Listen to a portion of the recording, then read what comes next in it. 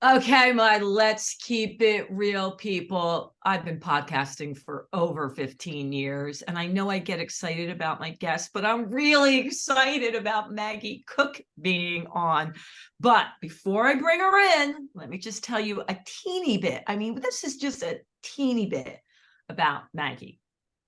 She's award-winning business leader and keynote speaker, Dr. Magie Cook. What energizes audiences to face challenges at work and in life head on to unlock hidden opportunities.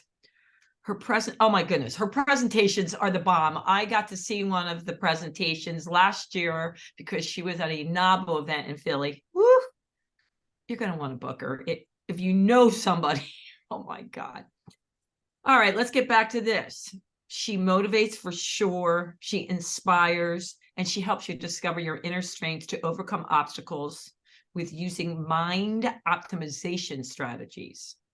As a successful Latina businesswoman, Magie was the CEO and the founder of Maggie's All Natural Fresh Salsa and Dips, a company that grew into a multi-million-dollar business within 4 years. I'm just saying. Her personal journey to success didn't come easy. From her childhood and throughout her young adulthood, Magie had to overcome a number of economic and business setbacks that forced her to get resourceful, to say the least, and look for other paths to reach her goals. This is Magie. Magie, I'm so excited. Thanks for being on the show. I'm excited to be here with you again. This is awesome. I know, it just worked out. Magie interviewed me live, and now I get to have her on the show, and this is just coincidental, and we didn't plan it. I just graduated from Maggie's Speaker Mastery course, last week? Yes. Which was incredible. But before we get into that, Magie, I always ask my guest one word to best describe your past 30 days, whatever the word is that pops into your head, and then why'd you pick it? Passionate. Passionate. Yes. Okay, tell us more, Magie. So I'm picking this word because I'm really, really passionate about what I'm doing, the direction that we're going with business, with speaking and speaker coaching. And I'm on fire. I'm so committed to delivering, going above and beyond, making a difference in other people's lives so that they can share their message. To me, that's a ripple effect, and a ripple effect that is felt even beyond what I can comprehend. Because when you get on the stage and you speak one to many, I had a little bit of an impact on that, right? I helped you and others become better at your craft and be able to know everything that you need to know to be successful out there, to get out there more. And it doesn't happen without passion. It doesn't happen without truly being aligned with your why. And that's one of the things that I have to check myself with on every single day. What is my why? Am I living truly intentional with my why in everything that I do? Family, relationships, business, everything. So definitely very, very passionate. And I love that word. Yeah, I love that word too. All right, we're going to dive into the top 2 questions I kept getting over and over again when I reached out to my peeps about you coming on. And here was one of the number 1 questions. A lot of them feel as if they get to the 11th hour of what they're doing, whether it's a speaking gig, business, career, moving on from a relationship, and something stops them. And these are mostly from I'd say 60% from women, 40% from men. Mm-hmm. And then they end up going another direction, and sometimes they never come back to it. What keeps you from doing that? Because several of them have read your book, but they just want to know, what is it that keeps you from not just stopping when you get frustrated at the 11th hour? And so many of them have done that. Yes. I would say that the biggest thing that I could speak to that is your why is not strong enough. Your why is not strong enough for that which you want to accomplish. It doesn't matter how frustrated you get, how overwhelmed, the resiliency, the resourcefulness, the relentlessness is there if your passionate why is strong enough. And this is why it's so important to revisit that, because it's okay to change and tweak your why to make it even more powerful, or ask yourself, is this even aligned anymore? Because it's okay to change directions. But you also have to ask yourself a question: is there an underlying factor that's holding you back that you can't even realize or think about, that's subconscious, that's somewhat how related to your past, that is coming up, but you don't realize it's coming up, that you need to look at? Because I know a lot of people that have gotten to a certain point and they want to succeed and then they drop it. Is there something that you need to explore deeper within yourself to find and realize, oh my gosh, what is it? And sometimes for me is journaling or meditating or praying. And you'd be very surprised at what comes up that could either make the decision of, hey, I need to look at this to overcome this, to see why I'm getting stuck here. Or is my why still strong enough? If I was to look at my passionate why back then, what was it? How is it different now? How can I evolve it? How can I make it even more powerful? And those are sort of the things that you need to look at. And sometimes when you talk about looking within yourself, you might not be able to do it by yourself. You might need help, guidance, someone that could, I don't know, therapists, perhaps. And I know a lot of people don't like therapists, right? But there could be a coach, a mastermind group, a group of people that may have had those experiences that can help you. And this is why I love Speaker Mastery, because we built such a great community. And you can definitely ask questions, talk to each other, and everybody's in a different journey, but everybody has experienced so many things in life that can help and support each other in the journey. Yeah. That's so true about Speaker Mastery.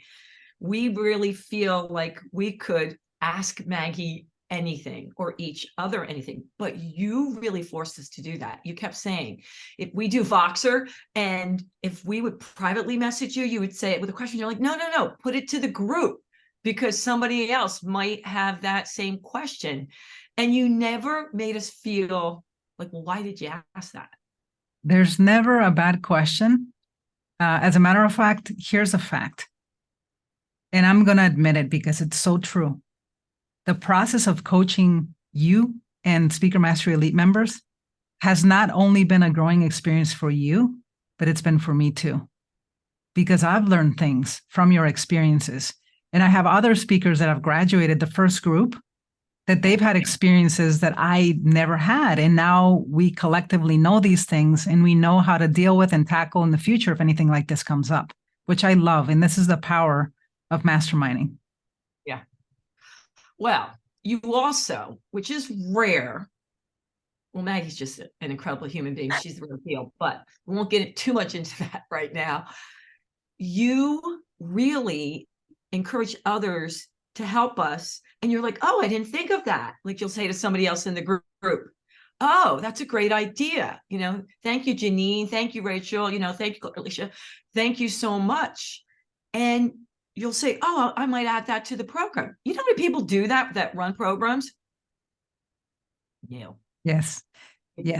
One of the things that I realized with the Speaker Mastery Elite program is the one thing that I don't tell you it's included, but I give it to you, is the mindset part at the beginning.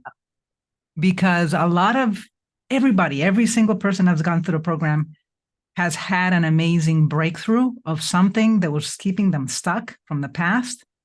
And being able to have that meeting with me and discern and take the questionnaires, right? You have to very intensive questionnaires because I want to get to the bottom of it. And you find some, and you find things that you didn't know about yourself because you were so used to looking at your life this way. But other people, this is why it's so important to bring other people into your life to look at your stuff, your business, because they can see things from their perspective in a way that you've never seen them before. And that's how you can create an amazing breakthrough.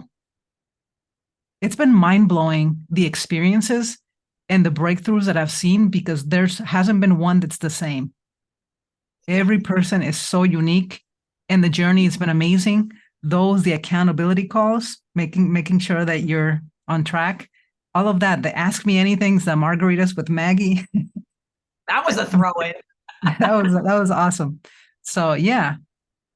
Well, Maggie, here's the thing. I mean, and I hope you know this, you are rare in how much you're willing to give to others so that we can grow and shine bright. I mean, you're an open book.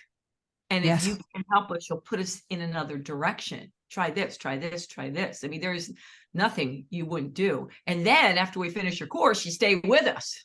Yes. So it's so rare and unique. Yes. But I want to circle back to something you said about hitting a block. And I remember you telling me a little bit about this. But when you wrote by the way, you see all my little note cards in here of little reminders, like because of topics, like mindful success. And I mean this because if you saw my room, people send me tons and tons and tons of books. It's a gift from God. I mean, you can just feel your heart, soul in this book. And the stories, how you tell them, it becomes more alive, the message you're giving us. So let's talk about how long did it take you to write this book, Maggie, and why? Because you said you had a bit of a block when writing this book. But I can't even, that just flows. I had a big block in writing my first book, and it took me 10 years to write it. And the reason why it took me 10 years is because every time I wanted to write this book so bad about my life and my experiences and my successes, but every time I went into my past, my childhood, I was bombarded with negative emotions, things that made me cry, things that were so painful that immediately they transported me back to where I was in that time and space. And I was so frustrated, but I was also very hopeful to find a solution for this. And I was asking myself, and I was asking God in the universe, help me. What can I do to break through from this? Because I really want to write this book so that it's an inspiration to others. And I was sitting in my living room one day and I was praying and I was meditating, praying. They say it's asking God and meditating is listening. So I did both, and I was sitting there listening, and I heard something that came through very, very strongly. It was so powerful. And it said to me, until you're able to forgive every single person who abused you, who treated you wrong, who did you wrong, unless you're able to forgive them, you're going to be able to write this book. And when I heard that, it wasn't just like, okay, I forgive Juan, I forgive, my mom, my dad. It wasn't that. Yeah. It was, let me reach out to them. And I have chills just talking about them. Let me reach out to them. If I can't call them, I'm emailing them. I'm going to find them on Facebook. My list was over 100 people. And I reached out to all of them. And their responses were amazing, very, very varied, right? Some of them were like, I didn't even know. And some were like, I'm so sorry that this, and there's a lot of healing from that. When that happened, everything changed for me. It's sort of like, I don't know how to explain it. It's like, it felt like a breath of fresh air, like a new beginning, like things opened up for me. My mind opened up. And I sat down and I wrote this book in 2 months from start to finish. From a 10-year block to 10-year block. Yep. Okay. So let's back up for the audience. And I think the big takeaway right here is Sometimes it'll take a moment, and sometimes it could take years. But if you're feeling blocked, take the time, whether you meditate or pray, as you said, to really listen. Yes. And it only reveals itself when you're ready. Yeah. When you're really, really ready. Yeah. Because we might struggle in life and we don't see change, we don't see progress, we don't see breakthrough because we are not 100% ready for that. Because what comes after that could be totally life-changing, that if you're not ready for that, yeah, there's no purpose behind that. So once you had the breakthrough and you knew what you had to do, was it difficult to make those calls, or you were Yes. just, let's go for it? That was difficult. It was so difficult because I had a lot of hurt. I had a lot of resentment. There are so many emotions involved in all of this. If you can think of every type of abuse out there, it was done. And some of the stuff that I was suffering with was not, and this is something I've never talked about before. It hadn't necessarily had to do with me, but what I saw other people done to other people that were vulnerable that I was growing up with in that orphanage. Because one of the things that I told myself growing up was that if I ever have kids, or if I ever have a culture or family or business, whatever it is, I'm never going to repeat these things. But I resented those people because they made other people suffer. Now, it was hard for me.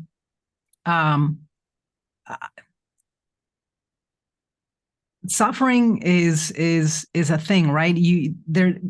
Pain and pleasure, or happiness and pain, cannot coexist at the same time in the body.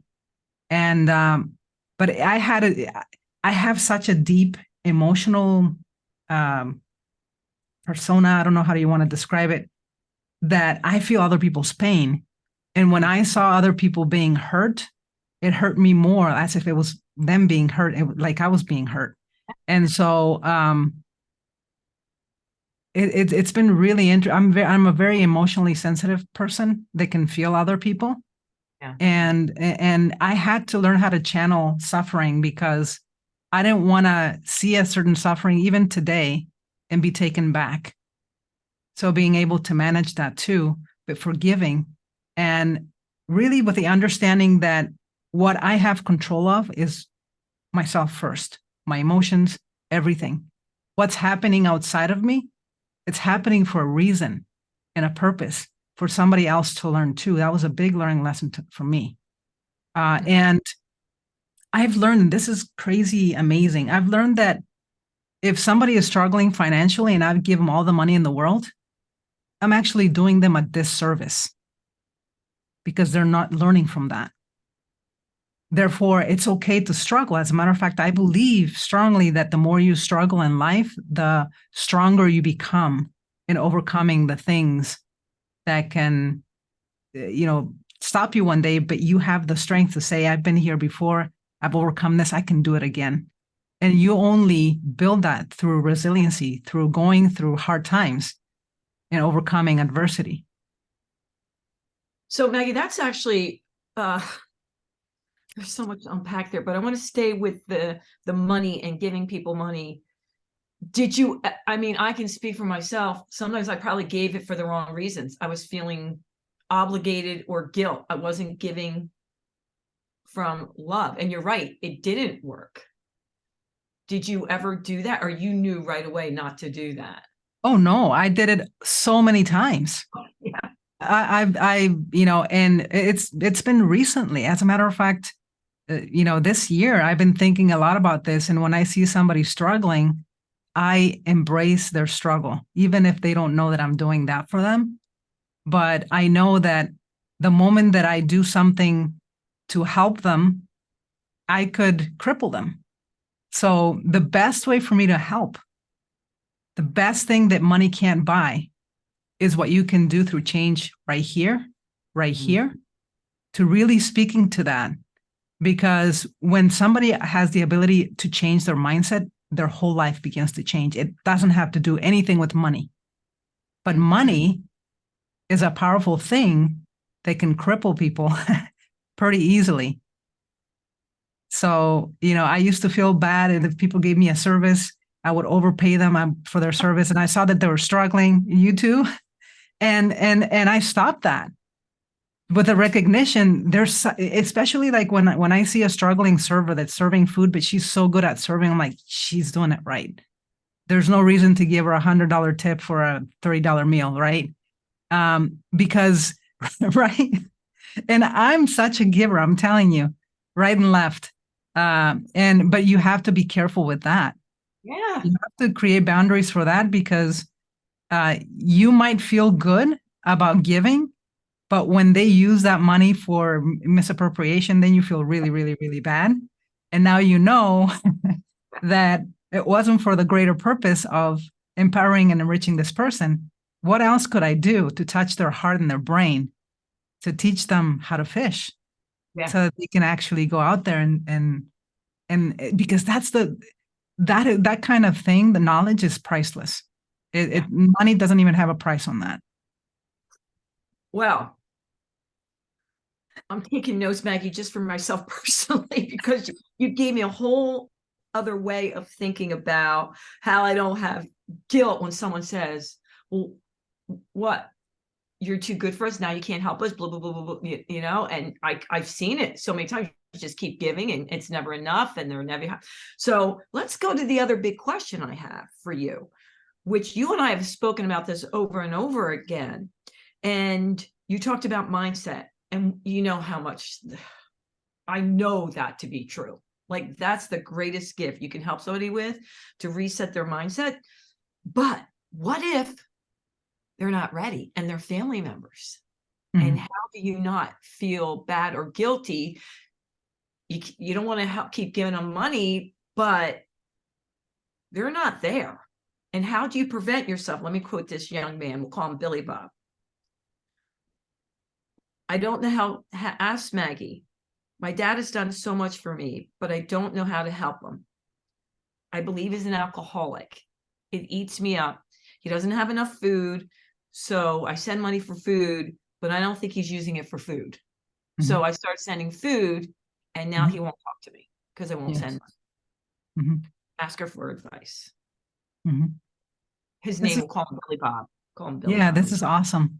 Every person, no matter who you are, how old you are, you're in your own personal journey. And you have to give yourself permission to let them go and be. A lot of times, if we're talking about dealing with family members, you stepping in and trying to help them is sometimes 9 times out of 10 not the ideal thing, because they're used to you listening to you. They're used to hearing you. So if you try to help them, they're going to not take it seriously. But if they heard it from someone else that is a lot more powerful and has experience, has all these things that they have some sort of kind of respect for or realization about who they are, that's when they can open up their ears more and start listening. My father, caregiver in an orphanage, there's a couple, and I've never talked about this before. There's a couple that came to the clinic. He would give medical attention for free to the poor in the orphanage every Sunday. And this wife came with her husband, and her husband was an alcoholic. And she told my father, I've been trying to help him to quit and everything, and he won't quit. What should I do? And she brought the guy. This is crazy, but this is what my father did. He says, no problem, come follow me. And he took him to the back of the clinic, and there was a casket, and it had a stick holding the door up, and he kicked the door up, and boom, and it hit. He says, this is yours. It's got your name on it if you don't change. And the guy went. And then he went on talking to him as a doctor, all the reasons why he could have a very short life and miss his family, miss all these things. The guy changed. Because that was a boom, like an impact thing, right? Cool. But also with the medical experience and what he talked about. And it was so interesting. And the big boom when he kicked that stick and the coffin closed, it was like it reverberated the entire clinic. So this guy was like, you could see his eyes coming up. And sometimes people need interventions, but a lot of times family members can't do that for them. So you have to, the best thing that you could do is try to appropriate ways to bring people to places to, or with other people to help them in the journey. But a lot of times it doesn't work that way for you. And a lot of times it takes a person hitting rock bottom. Rock bottom, I mean, bottom of the pit, to be able to want to change. I have a friend in Michigan, and we were taking a class together, and he was really tall and fit. He looked amazing, and he always brought his food and ate his food. And he started telling me a story. He said, I was so overweight. I was like 400 pounds. And this was a thing, like ripped guy. And I said, what happened? He says, one day I hit rock bottom and I look at myself in the mirror and I said, enough is enough. And he changed his life just by making one decision from hitting rock bottom. And decisions in an instant can change your life forever. And here's the big thing. Every day is a new day. This is why I always talk about remember to remember. I have this battle board behind me. And every day when I turn it on, I see my why. I see my goals, my affirmations, everything that I want to get done for the day. I quiz myself. If you're your own performance coach, what would you tell yourself today? These are powerful things. And if I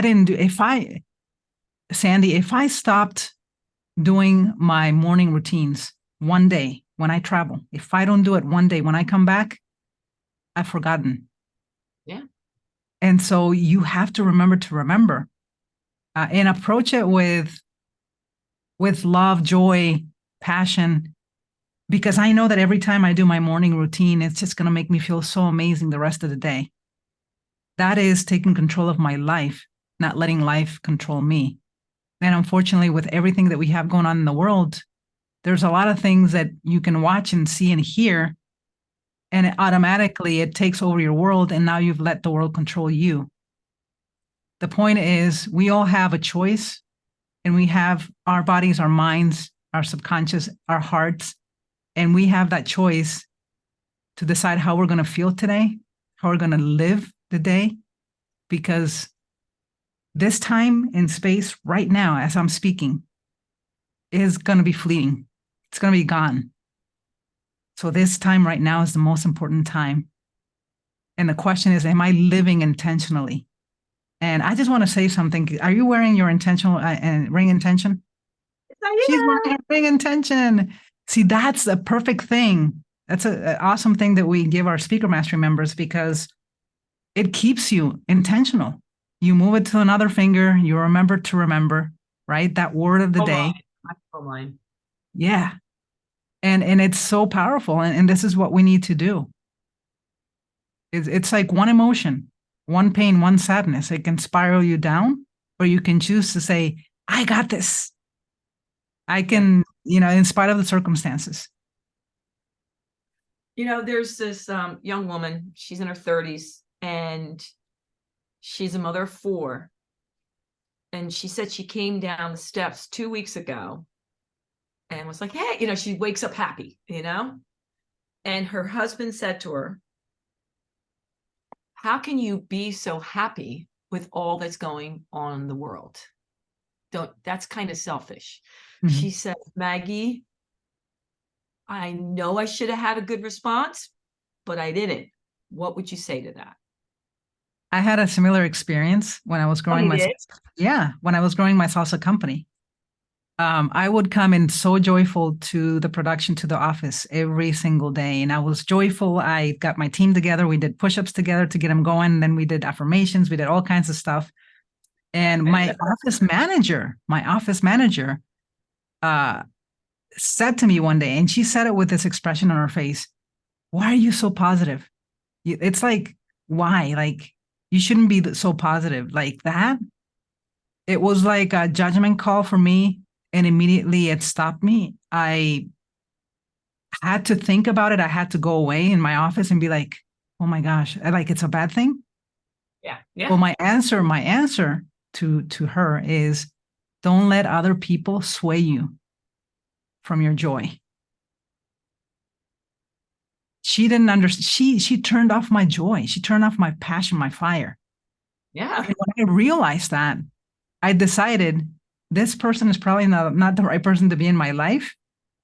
And I'm not going to let any outside circumstances, no matter what people tell me, to change how I feel and my joy, because this is what's driving the driving force of everything success that I'm doing with my business, personal, spiritually. And it boggles my mind how easy a comment on social media or something like that could destroy people. But we have the power to control that. Yeah. What's going on with other people is really none of my business. My business is my joy. Mm. You know, Maggie, this just happened to me recently. I was not used to it. I was at a big networking event and I was dressed in my Philly, all fun stuff, right? And I'm you see how I am. I'm happy, whatever. And it's usually all for women, but a man came in and a friend of mine introduced him, like, we'll just keep him anonymous. And she was telling what I did. And she's like, oh yeah, besides teaching these mental fitness courses and speaking, she also wrote a series of books and journals. And the guy looked at me and he said, you wrote a book? I said, yeah, me. And he said, you wrote a book? I said, matter of fact, I wrote 3. And he goes, oh, like it mattered. Like, who published? You published? I go, even if I did, that's amazing. But no, Simon and Schuster. And my friend, I don't even want to tell you what my friends around said, but I was shocked that still to this day, with what I've accomplished, but I have to tell you, I didn't think it would bother me. Mm-hmm. It bothered me. Mm-hmm. I don't know what I just said. I probably didn't say the right things. I'm a wise butt, but it hurt me. The reason why that's happening is because when people approach us like that, they have nothing really going on for their lives. They don't see possibility that anything like a book is possible for them. Some of it might be jealousy. Some of it might be, I can't believe it. It's not possible. Like, why not me? But they've never taken the initiative to do anything. So don't let anybody sway you. It's really interesting how you're saying that, because that exact thing, the same thing happened to me. But they asked me, you really wrote this book? And I'm like, yeah. They're like, after an event, after speaking. And I said, yeah. And I said, they're like, you mean you didn't have a ghostwriter? Somebody didn't write it for you? And I'm like, no, I personally sat down and wrote this book. And it seems like it's not possible, but it's because where they're at, it's not at the same level energetically, joyfully that you are. Yeah. And it's so easy for people to turn off that fire. Yeah. But instead, be an example of inspiration. You can get rid of people's jealousy when you show up a different way. Yeah. Because when you show up at a different way that's inspiring, you inspire them to start thinking, oh my gosh, what is possible for me? I'm not just talking about a book here. I'm talking about anything and everything in life that could be an up level for them. Yeah. You are a gift in other people's lives that when people see you, they feel your joy because it's coming truly, genuinely from within. And you truly care about people.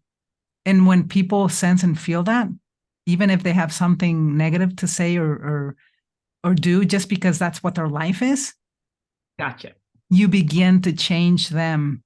It's true. So that when they show up and you continue to show up, with them or for them, you begin to see people change. I had an experience in college. I was interior design was my degree. And I remember it was my freshman year. And Wait a minute. How did I miss that? That was your degree in interior design? Yeah. Shut the front door. All right, go ahead. So that was my first year, and the way that we were divided in classes, this was a hallway, and then there's rooms here, classrooms and here, and classrooms on the other side, and you could see people through the windows. And there's this young woman that was very angry all the time, and she was lashing out at everybody. And she was a higher grade, I think second or third year. And I noticed that anytime anybody interacted with her, she screamed and bashed them and made them feel very, very little.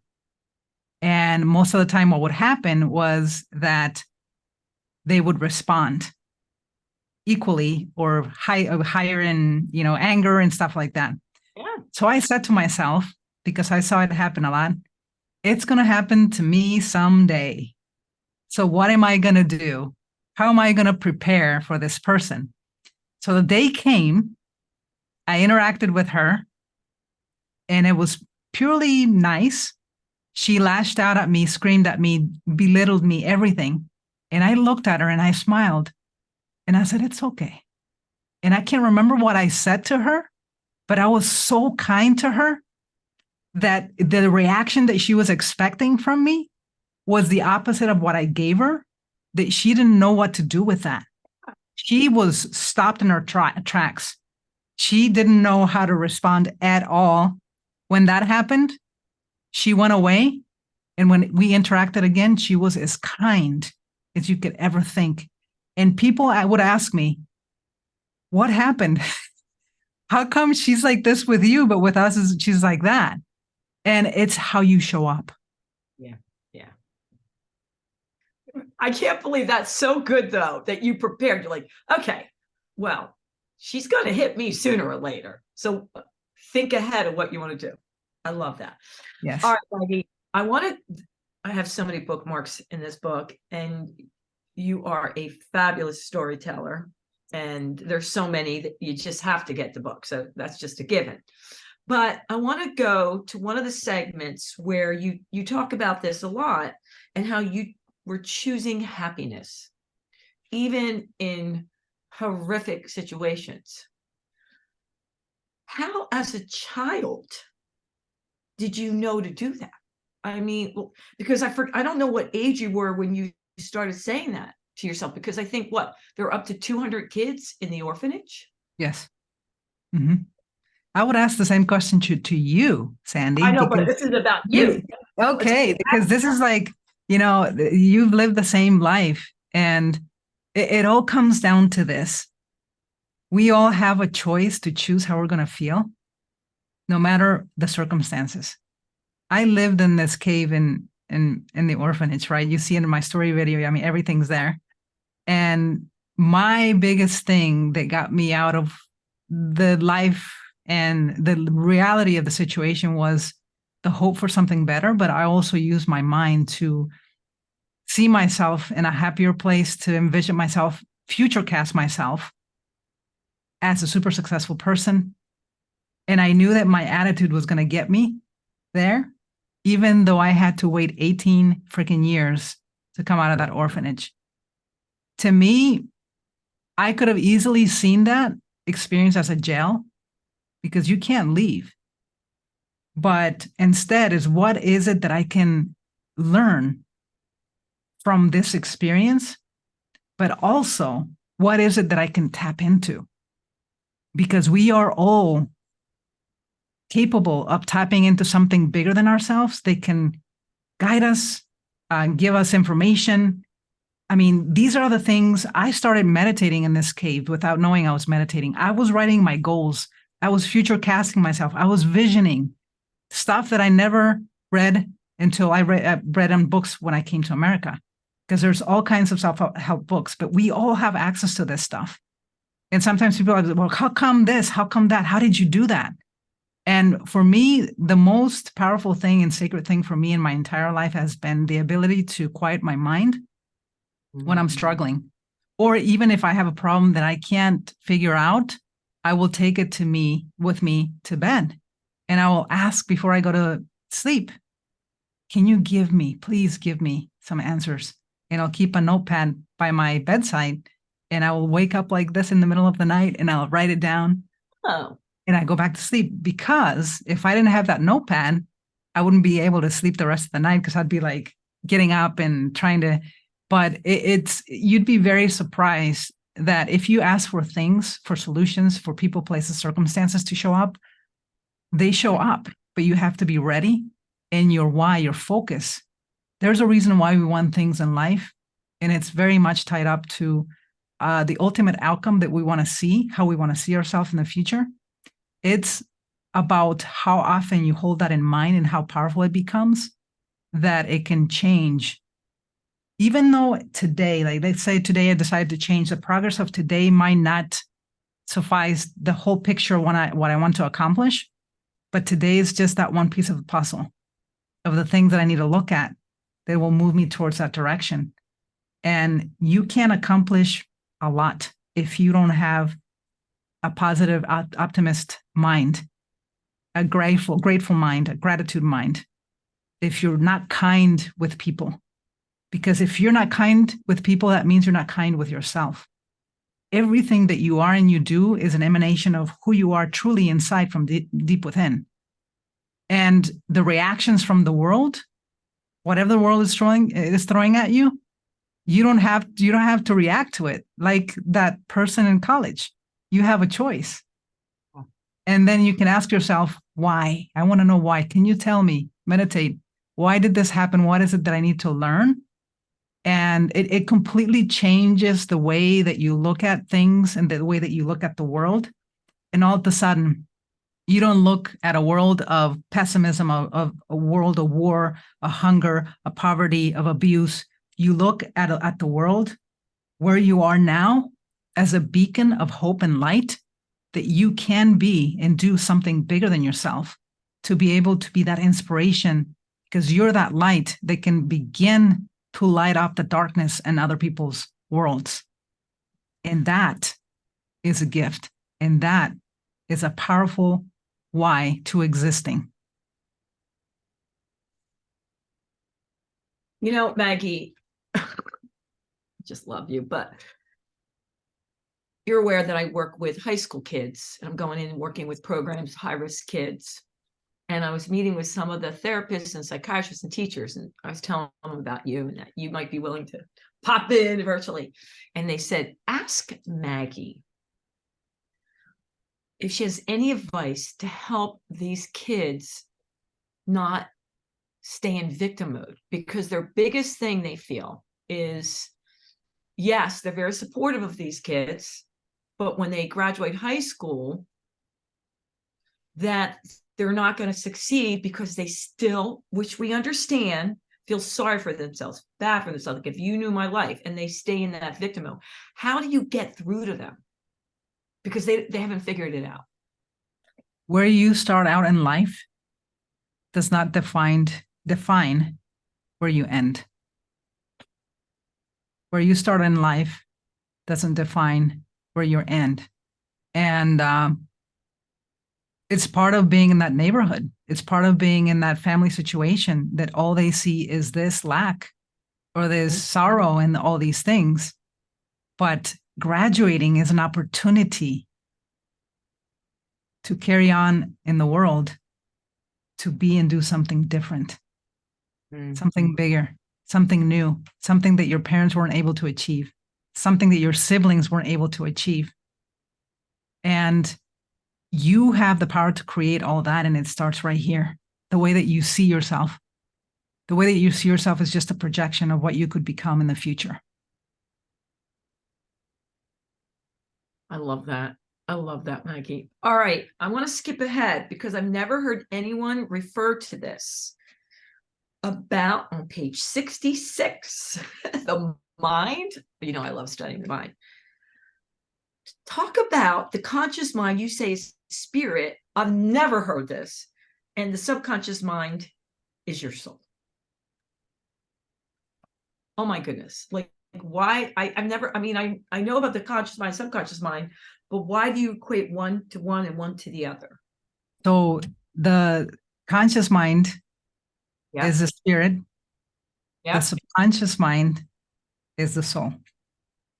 So the soul, there's so much there there's experiences. The subconscious mind remembers every single detail of your entire life.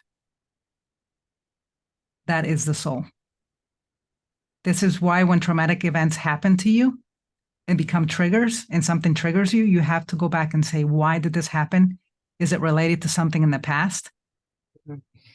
That subconscious is sort of like the tally of all the things that you did in life and how you lived your life. Kind of like, in religious institutions, they say, you go to heaven, God is going to review all your entire life. That is the soul. That is the deeper part of yourself that is bigger than you, than what the conscious can see or feel or do, because it's got all these experiences. It's sort of like a master CPU computer that you have to go back and look at the files to see which one was corrupt and try to get it out of there, right? That is the part that if you work on that, you can expand it, you can grow it, you can make so much with it that not only transform your life, but it becomes a beacon of helping other people transform theirs because you've been through that experience. And this is why the beauty of going through adversity and hard times is a gift. As a life coach, as a business coach, when people come to me, I'm able to help them because of the experiences that I've had. And they're all part of that story, part of that deep ingrained subconscious stuff. Everything that you do, even what the things that you allowed to come into your life on TV, all these things, they go into your subconscious and they're there forever. And if you're wondering triggers, go back to the files. You can find it and you can overcome, because who you are today is not seeing those files the same way that you were seeing them when you were a little kid. That's true. That's true. Who you are today can see from a spiritually mature point of view.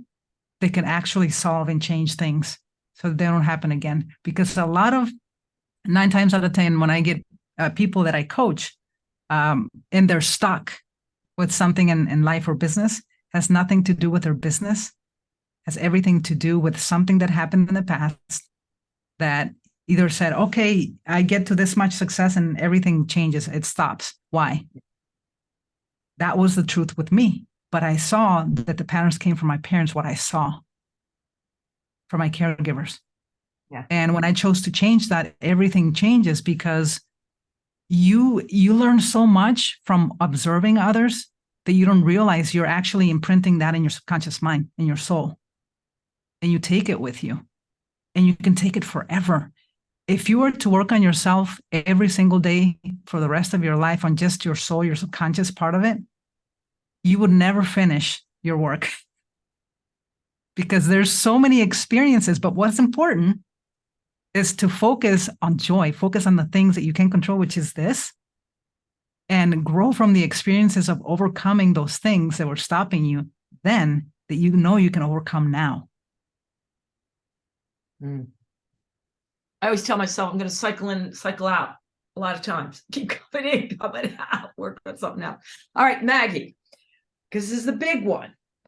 And you talk about no is never forever. And how many times you heard no until you got in the door. Yes. And I don't want to give away everything, but 90 rejections is a lot. Yes. How did you pump yourself up to make that cold call again? Knowing like, oh my God, like, here we go again.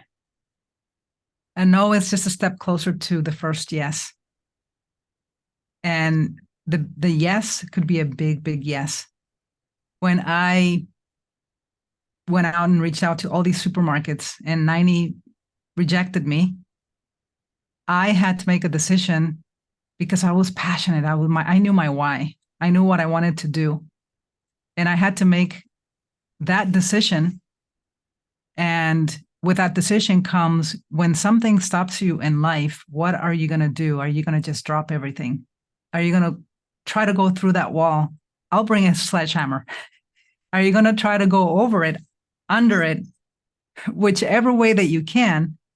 When you persevere and go through figure out how to go through, the rest can be history, just like it was for me. That year, we went from $12,000 a year to $1.9 million a year with just one supermarket, and that was Whole Foods, because I called them. I turned the list upside down. It was the largest one. It was the scariest one. I left a message. I was afraid of that they would answer, because I was afraid of cold calling, and it was scary. Yeah, and it changed everything.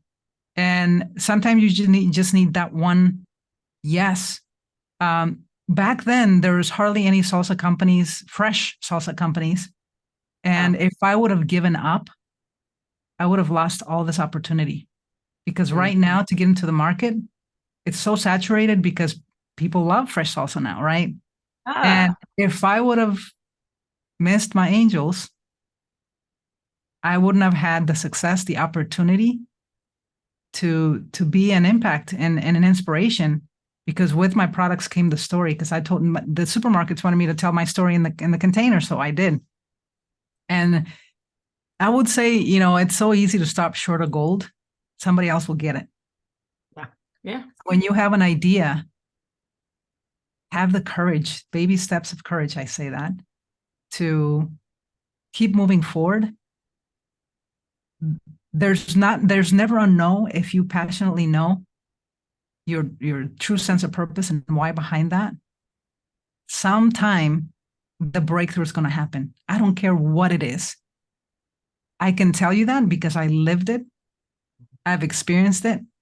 And it's sort of like, you might describe it as a miracle, but it's a miracle that you create.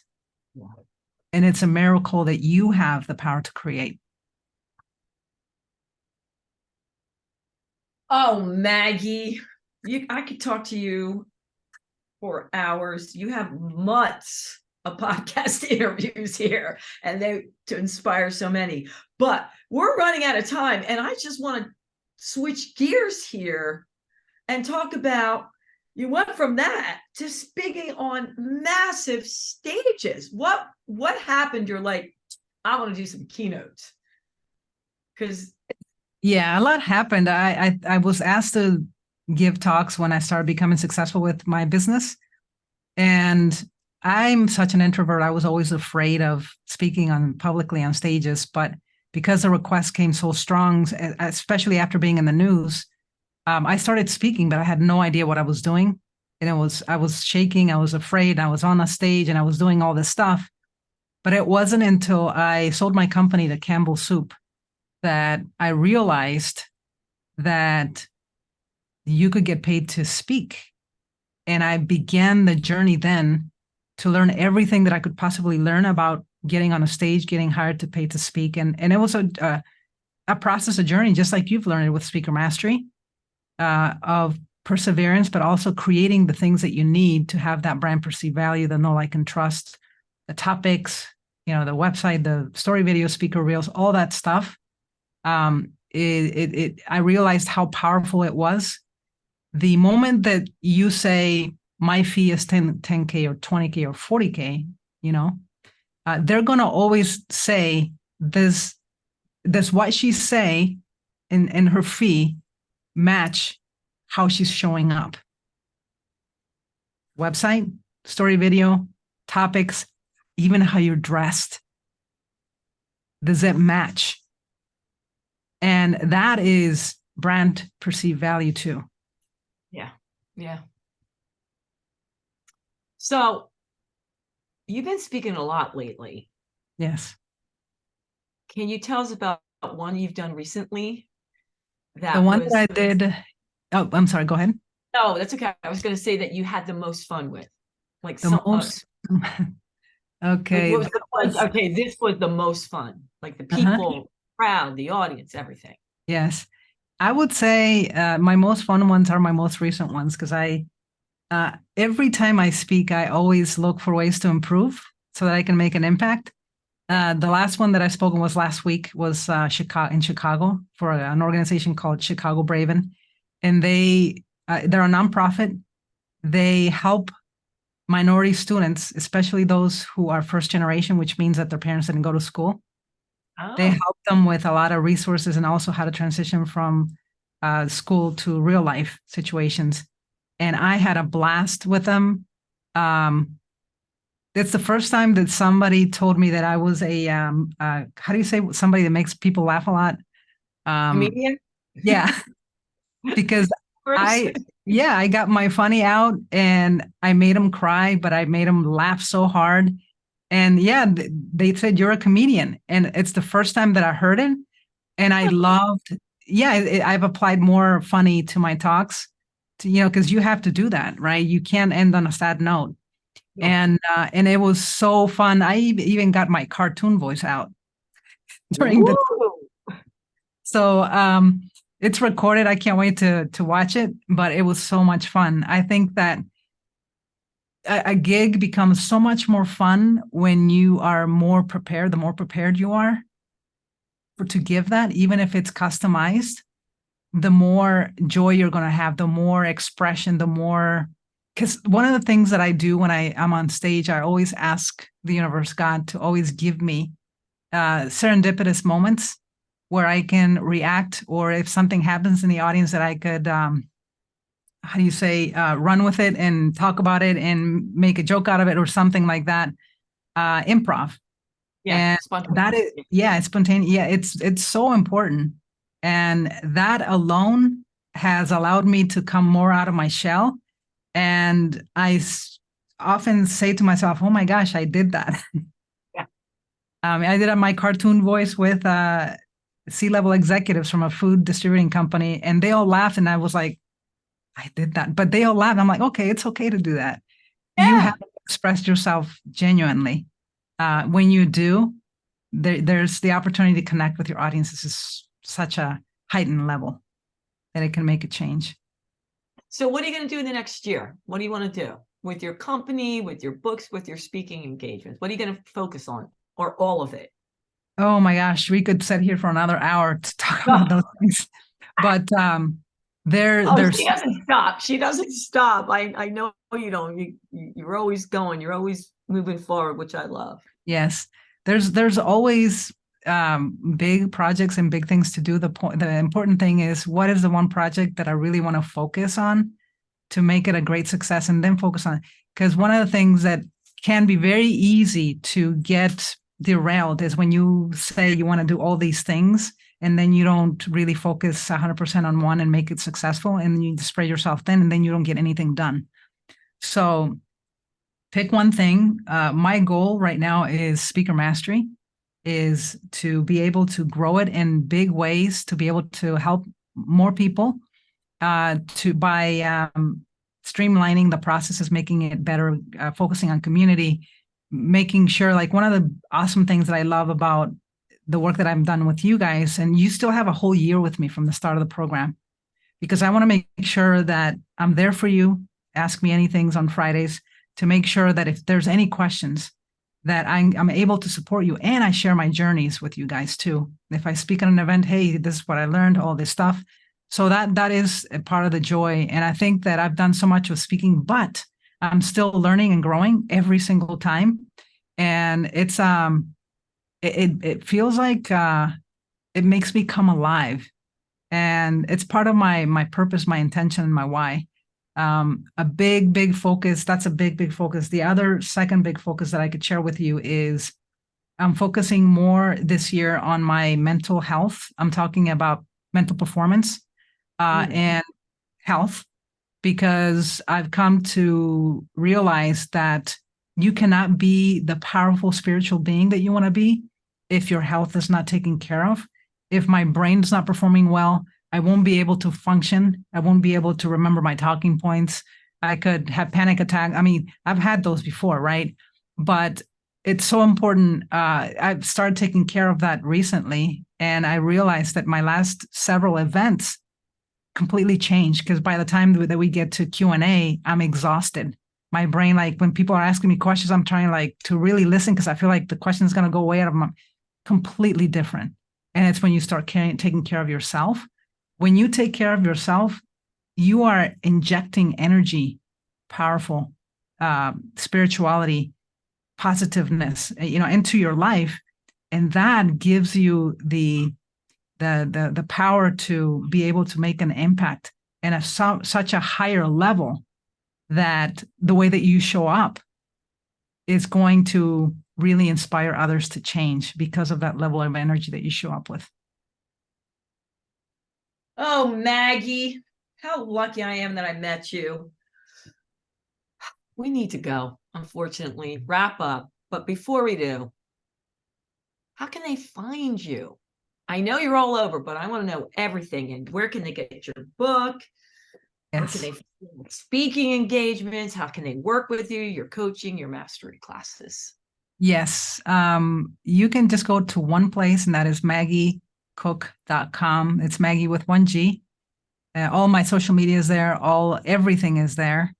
If you want to go to mymaggie.com, Maggie with one G, it's my digital business card as well. Everything's there. But Oh, if you go to social media, you find me everywhere under Magie Cook. Just like that, Maggie with one G, Cook, everywhere. So that's how they get everything. Maggie, thank you so much for being on the show. You're I very loved every single minute. But before we go, is there anything else we didn't get in that you want to say to the people around the world? Gosh, I would say that the most important thing that you should focus on and remember to remember every single day is that all you have is this moment that counts. What's it going to be? Love it. All right, my let's keep it real people. I told you she was awesome. Don't worry. When we record this, I'm going to put it everywhere. So share it, like it, rate it. Maggie and I would really appreciate that. And until next time, you know what I'm going to say. Thanks, Maggie, and toodles. Thank you so much.